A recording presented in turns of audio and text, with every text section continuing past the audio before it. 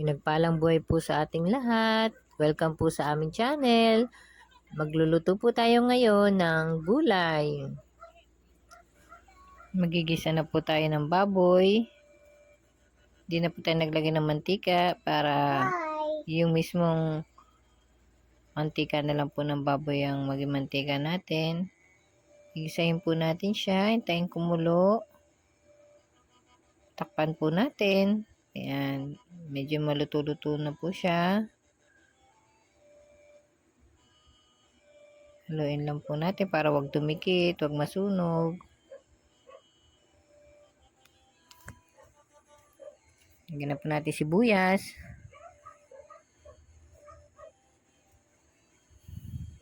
Kamatis.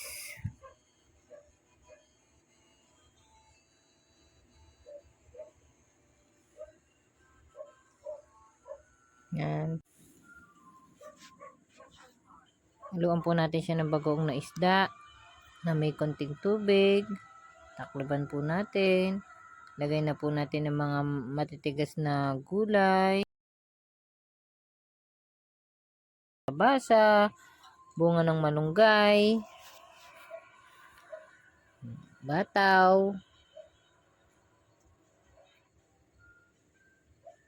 sigarilyas,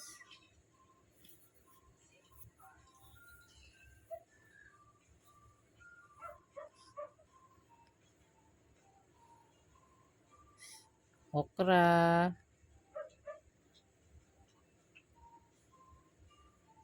may sama na rin po natin ng sitaw at talong. Lagyan po natin konting tubig. Takpan po natin. Yan. Kumukulo-kulo na po siya.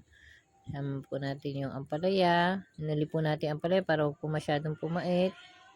Yan. Luto na po siya. Yan. Masarap din po kung gusto nyong half cook. Pwede rin po.